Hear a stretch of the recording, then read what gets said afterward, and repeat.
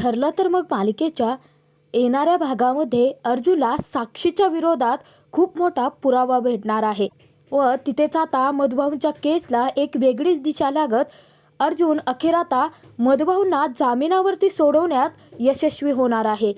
परंतु अर्जुनच्या हाती नक्की कोणता पुरावा लागणार आहे आणि तेही प्रियाच्या एका मूर्खपणामुळे। इथेच आता साक्षी या सगळ्यामध्ये कशी अडकणार, तर अर्जुन साक्षीला शिक्षा देत मधुभाऊंना जामिनावरती कसा सोडवणार हे आपण या व्हिडिओत पाहणार आहोत। तर व्हिडिओ शेवटपर्यंत नक्की पहा। मित्रांनो, हा ट्विस्ट खूप उशिरा दाखवण्यात येऊ शकतो, तरी देखील आपण आपल्या चॅनलवरती खूप लवकर अपलोड करत आहोत। अखेर सर्वांच्या समोर अर्जुनने सत्य आणलेलंच असतं व त्यामध्ये त्याला सायलीची चांगलीच साथ लाभलेली असते, ते म्हणजे प्रिया तन्वी नसल्याचं।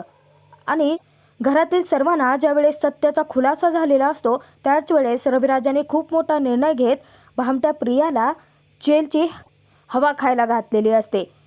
फसवणुकीच्या आरोपाखाली तिला जेलमध्ये टाकलेलं असतं। तर त्याचबरोबर मधुभाऊंच्या केसची तारीखही आता खूप जवळ आलेली असते। परंतु हे सगळ्या प्रकरणामध्ये प्रियाच्या साथीला नागराज, महिपत आणि साक्षी हे तिघेही आहेत हे प्रियाने अजूनही स्वतःच्या तोंडून सत्य वदवलेलं नसतं। कारण तिला चांगलंच माहिती असतं की जर हे सत्य तिने स्वतःहून जर पोलिसांना सांगितलं तर महिपत प्रियाचा जीवही घेऊ शकतो। त्यामुळे घाबरून तिने सगळे आरोप, सगळे दोष स्वतःवरती घेतलेले असतात व पुन्हा एकदा सुभेदारांची अर्जुनची फसवणूक केलेली असते। परंतु ही शिक्षा तिने स्वतःहून स्वीकारली असल्याने ती एकटीच जेलमध्ये जाते। तर ज्यावेळी मधुभाऊंच्या केसची सुनावणी असते त्याच वेळेस अर्जुन तिथे सायलीला सांगतो की मिसेस सायली, आपण आता पुरावे मिळवण्याचा खूप प्रयत्न करतो आहोत, परंतु मधुभाऊंना सोडवण्यासाठी साक्षीच्या विरोधात खरंच एकही पुरावा भेटत नाहीये। आपल्याला लवकरात लवकर काहीतरी करावं लागेल, आपल्या हाती फक्त 2च दिवस उरले आहेत। तेव्हा सायली देखील खूप चिंतेत असते, तिला खूप काळजी वाटत असते। इतक्यातच चैतन्य तिथे येतो, तर चैतन्य देखील तोच विषय काढतो। तेव्हा अर्जुन चैतन्याला सांगतो की हे बघ चैतन्य, मी पुरावे मिळवण्यासाठीचे खूप मार्ग शोधण्याचा प्रयत्न केला आहे, परंतु आता मधुभाऊ निर्दोष आहेत हे सिद्ध करण्यासाठी आपल्याला लवकरात लवकर पुरावा हा मिळवावा लागेल। असा एखादा तरी मार्ग असेल की जिथे आपल्याला पुरावा हा भेटू शकतो। तर त्यानंतर सुभेदार अख्खा परिवार जेव्हा सगळेजण सोबत बसलेले असतात तर तिथेच अस्मिता सांगते की त्या प्रियाने खोटी तन्वी बनून आपली आजपर्यंत खूप फसवणूक केली आणि सायली म्हणजेच आपली जी तन्वी होती खरी, तिचा मी खूप जास्त अपमान केला, परंतु सत्य जेव्हापासून कळालं तेव्हा मला खूप जास्त पश्चाताप होतो आहे। आणि डॅड, मला असं वाटतं आपण सगळ्यांचेच मूड खरंच खूप खराब झाले आहेत। मागच्या वेळी गणपती विसर्जनाच्या दिवशी जसं अर्जुनने ट्रूथ अँड डेअर हा गेम काढला होता खेळायचा, त्याचप्रमाणे आपण आज फिल्म वगैरे सगळेजण मिळून पाहायची का? म्हणजे सगळ्यांचा मूडही येईल आणि त्यातून आपण झालं गेलेलं प्रकरणसुद्धा विसरून जाऊ। तर तिथे अश्विन सांगतो की अस्मिताई, कधी नव्हे ते आज पहिल्यांदा काहीतरी चांगलं बोलले आहेस। त्यावर ते अस्मिता चिडते, तर कल्पना सांगते की नाही अस्मिता, खरोखरच तुझं बरोबर आहे, या खोट्या प्रियाच्या, खोट्या तन्वीच्या प्रकरणामुळे आपल्याला खूपच जास्त त्रास झाला आहे। तिने आजपर्यंत आपली खूप फसवणूक केली, परंतु सायलीच तर सर्वच जण सुभेदार, किल्लेदार दोन्ही परिवार मिळून आता एकत्र येऊन फिल्म बघण्याचा निर्णय घेतलेला असतो। तर त्याच वेळेस अर्जुनच्या डोक्यात ट्यूब पेटते। अर्जुन, चैतन्य आणि सायली म्हणजेच खरी तन्वी तिघेही आता रूममध्ये असतात। तेव्हा अर्जुन सांगतो की आपल्याला पुरावा मिळू शकतो, त्यासाठी आपल्याला थिएटरला जावं लागेल। तेव्हा सायली विचारते की थिएटरला, परंतु का? नाही म्हणजे तिथे जाण्याने आपल्याला काही पुरावा भेटू शकतो का? तर चैतन्य देखील तोच प्रश्न विचारतो।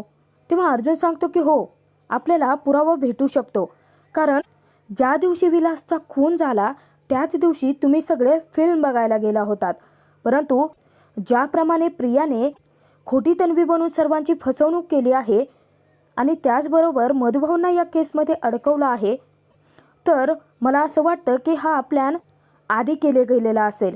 म्हणजे त्यांचं ठरलेलं असेल विलासचा खून करायचा, मधुभाऊंना या सगळ्या प्रकरणामध्ये अडकवायचं आणि आश्रम काबीज करायचं।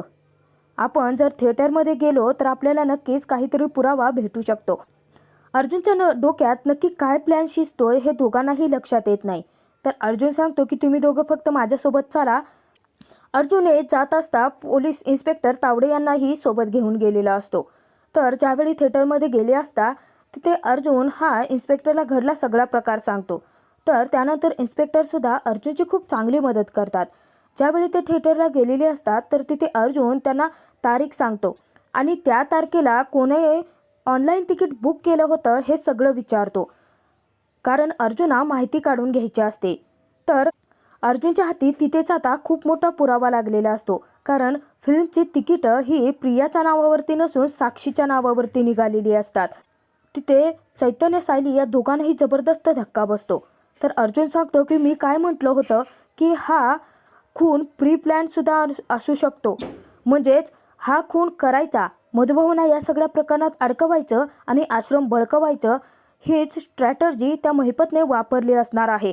कारण गुंडगिरी करणं, खून करणं, मारामाऱ्या करणं हेच तर त्याला चांगलं जमतं आणि हेच सगळं करून आतापर्यंत त्याने खूप साऱ्या लोकांच्या जागा बळकावल्या आहेत. मला नक्कीच खात्री होती की त्या आल्यानंतर आपल्याला कोणता ना कोणता पुरावा हा भेटूच शकतो. तर सायली खूप खुश होते. तर त्यानंतर ज्या दिवशी आता मधुभाऊंच्या केसची सुनावणी चालू होते, अर्जुनने एक नाही तर 2 पुरावे मिळवलेले असतात. ज्यावेळी मधुभाऊंच्या केसची सुनावणीला सुरुवात झालेली असते तर तिथे जेलमध्ये असणाऱ्या प्रियाला देखील आणलं जातं, कारण त्या केसमधला सर्वात महत्त्वाचा साक्षीदार असतो तो म्हणजे प्रिया. तर अर्जुन स्वतःहून आता सुनावणीला सुरुवात करतो. जस्ट तिथे आता अर्जुनला विचारतात की तुम्ही अचानकपणे तारीख मागून घेतली आहे, याचाच अर्थ असा होतो की तुम्हाला नक्कीच या केसमध्ये काहीतरी पुरावे लागले असतील हाती, तर सुरुवात तुम्ही करा. तेव्हा अर्जुन उठतो.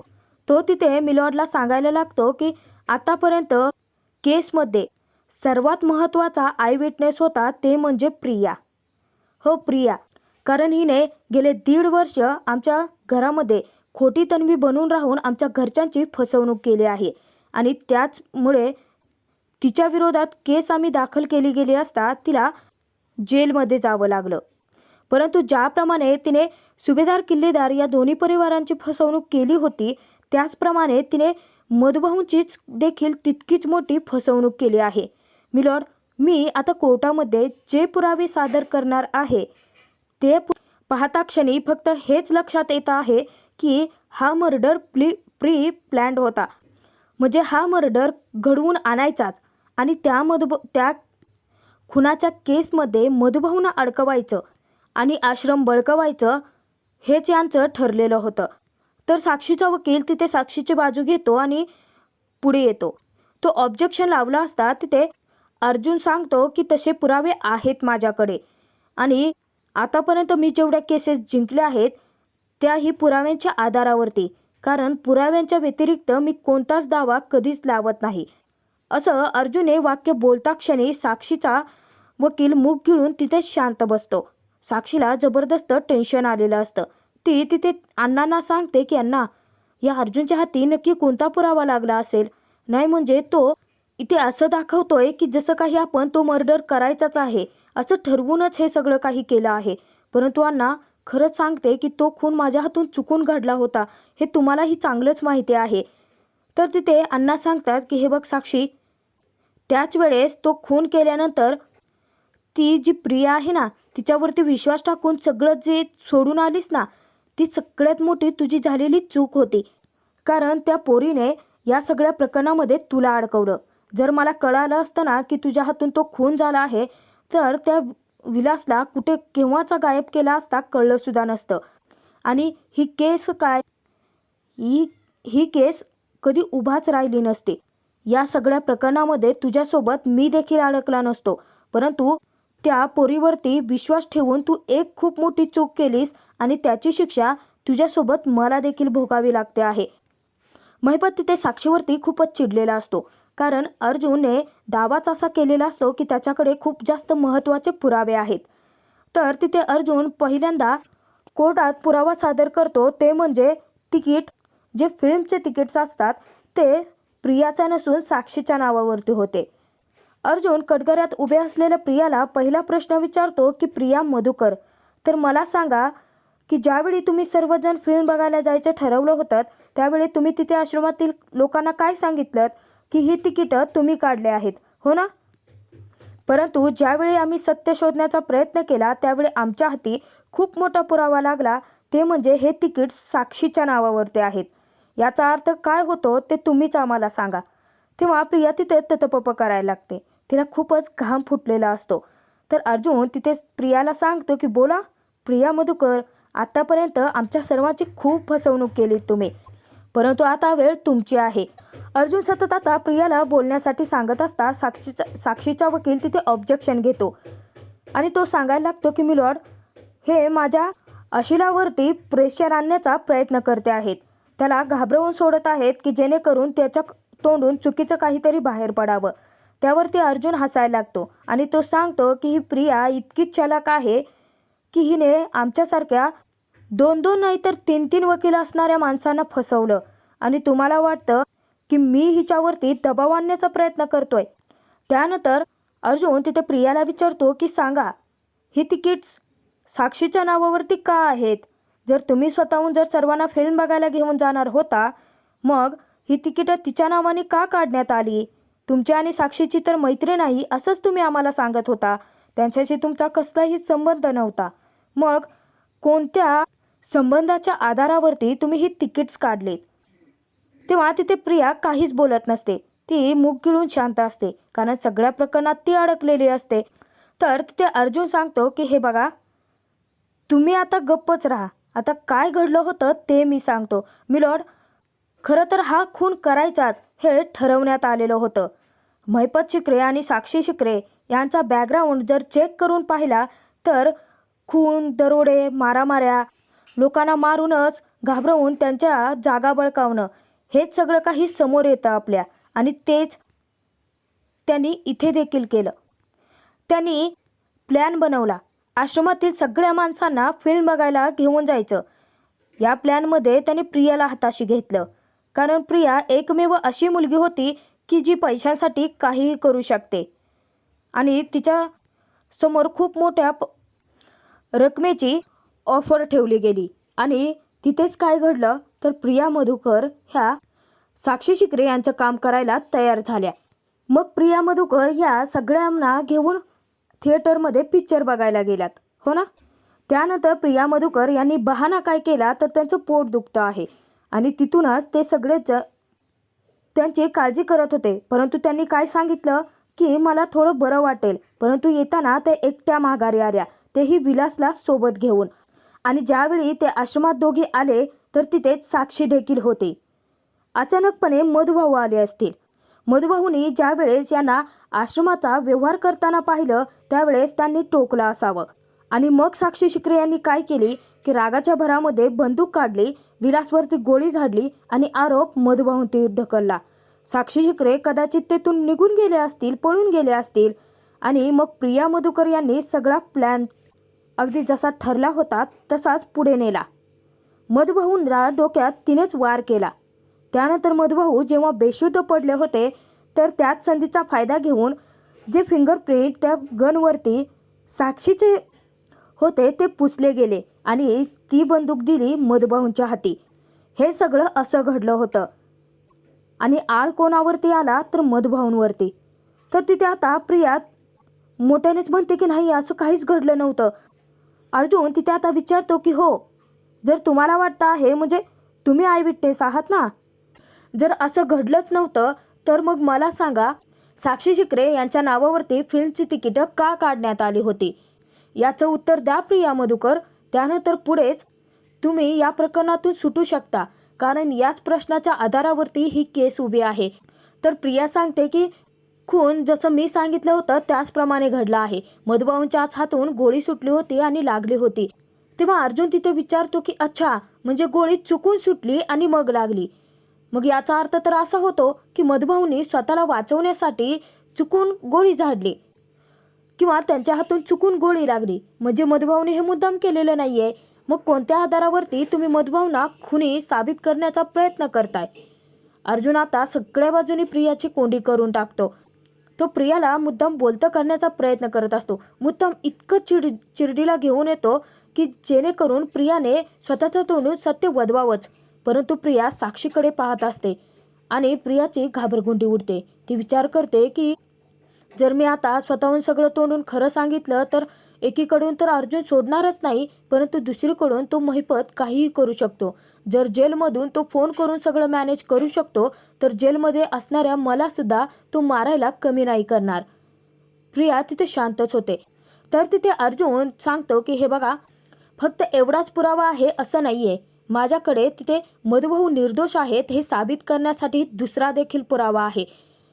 त्यानंतर अर्जुन प्रियाचे कॉल रेकॉर्ड जे त्याने काढलेले असतात ते सर्व काही तिथे मिलॉर्डच्या समोर ठेवतो. तर त्याचनंतर अर्जुन तिथे परत प्रियाकडे जातो आणि विचारतो की प्रिया मधुकर, जर तुम्ही आमची तन्वी किल्लेदार होतात तर मग त्या 1.5 वर्षामध्ये तुम्ही इतके कॉल महिपत शिकरे, साक्षी शिकरे यांना का केले होते? जर तुम्ही आम्हाला सांगत होता, अजूनही तेच सांगताय की तुमचा आणि त्यांचा काहीच संबंध नाहीये, मग मला सांगा की हे कॉल रेकॉर्ड जे आम्ही काढले आहेत तेही पोलिसांच्या मदतीने, त्या कॉल रेकॉर्डमध्ये तर फक्त हेच दिसतं आहे की तुम्ही दिवसातून 4-4 वेळा साक्षी शिकरे आणि महिपत शिकरे यांच्याशी कॉन्टॅक्टमध्ये होता. मग असं का? अर्जुनने तिथे आता पुराव्यांचा खूप मोठा धमाकाच सादर केलेला असतो. प्रियाला आता पुढे काहीच बोलता येत नाही. तर तिथे अर्जुन सांगतो की प्रिया मधुकर, उत्तर देता येत नसेल तर चक्कर येण्याची नाटकं करू नका, कारण आता तुमची खैर नाहीये. तुम्हाला चक्कर आली काय, तुम्ही बेशुद्ध पडला काय, तुम्ही आजारी पडला काय, इथे काहीच कोणाला घेणं देणं नाहीये. तुमच्या गुन्ह्यांची शिक्षा ही तुम्हाला मिळणारच आणि सोबत तुम्ही ज्या गुन्हेगारांची साथ दिली आहे त्यांना सुद्धा. तर साक्षीचा वकील तिथे आता उभा राहतो आणि तिथे स्वतःचा प्रश्न मांडतो की अर्जुन सुभेदार, जर तुम्ही पुरावे कोर्टामध्ये सादर केले आहेत तर ते पुरावे खरेच आहेत हे कशावरून? म्हणजे कॉल रेकॉर्डचं मी समजून घेऊ शकतो, पण आमची फिल्मची तिकीटं ही साक्षी शिकरे यांच्या नावावरती कशी काय असू शकतात? नाही, म्हणजे तुमचा तसा दावा आहे आणि हा खोटा आहे. तुम्ही कदाचित पैसे देऊन देखील हे पुरावे मिळवले असतील. अर्जुन खूपच चिडतो आणि तिथे सांगतो की आजपर्यंत मी प्रत्येक केस ही पुराव्यांच्या आधारावरती जिंकले आहे. आजपर्यंत कोर्टात सादर केलेला एकही पुरावा खोटा नाहीये. आणि जर तुम्हा सर्वांना जर खोटं वाटत असेल तर माझ्याकडे 2 आय विटनेस तयार आहेत. मला माहिती होतं की तुम्ही असा प्रश्न मला विचारू शकता, त्याचसाठी मी ऑलरेडी पुरावे तयारच ठेवले होते. तर तिथे आता थिएटरचा मालक आणि त्याचबरोबर इन्स्पेक्टर तावडे हे दोघेही तिथे खरा जबाब देतात. तर इन्स्पेक्टर तावडे आणि थिएटरच्या मालकाच्या जबाबीमुळे अर्जुनने ते कोर्टात सादर केलेला पुरावा खरा होता हे तिथे आता सिद्ध झालेलं असतं.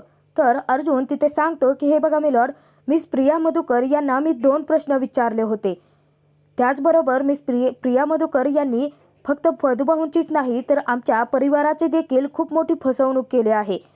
खोटी तन्वी बनून गेले 1.5 वर्ष त्या आम्हाला फसवत राहिल्या.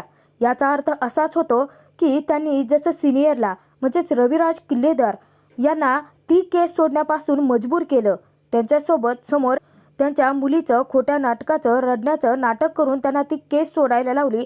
त्याचप्रमाणे त्यांचा हाच प्रयत्न होता की ती केस, मधुभाऊंची केस मीही सोडून द्यावी, परंतु त्याचं काहीच घडलं नसल्याने त्यांनी एक एक करून मी नक्की काय काय पुरावे गोळा करतोय याची माहिती काढायला सुरुवात केली.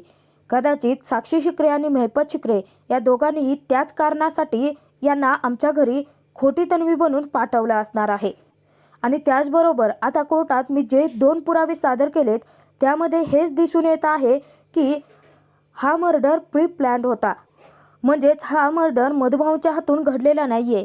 त्यामध्ये साक्षी शिकरे सुद्धा इन्व्हॉल्व होत्या आणि जर त्या नसत्या तर मग तिथे थिएटरमध्ये ती तिकीटं काढून देऊन सर्वांना बाहेर पाठवून विलासचा खून घडवून आणण्याची तिथे काहीच गरज नव्हती. त्यामुळे पुढचा निर्णय तुम्ही घ्यावा असं अर्जुन मिलॉर्डला सांगतो. थोडा वेळ सर्वजण तिथे वाट पाहत बसले असता अर्जुनने कोर्टाला मधुभाऊंच्या जामिनाची विनंती केलेली असते. अर्जुनने कोर्टाला हेही सांगितलेलं असतं की आत्तापर्यंत जे पुरावे त्याने कोर्टात सादर केले आहेत ते पुरावे फक्त आणि फक्त मधुभाऊ निर्दोष आहेत हे याच्याकडेच आहेत आणि तितकीच साक्षी दोषी असते. कारण आतापर्यंत साक्षीने जेवढे कोर्टात पुरावे सादर केलेले असतात ते कसे प्लॅन करून, खोटं बोलून, त्यानंतर आय विटनेसला पैसे चारून, खोटं बोलायला भाग पाडून, धमक्या देऊन हे सगळं करायला लावण्यात आलं होतं. तर मग साक्षी शिकरे जर या खुनाच्या केसमध्ये इन्व्हॉल्व नसत्या त्यांच्यावरचा आरोप जर खरा नसता तर त्यांनी हे सगळं केलंच नसतं, असं सगळं काही अर्जुनने तिथे मिलॉर्डच्या समोर मांडलेलं असतं कोर्टात. त्याचनंतर मिलॉर्ड खूप मोठा निर्णय जारी करतात.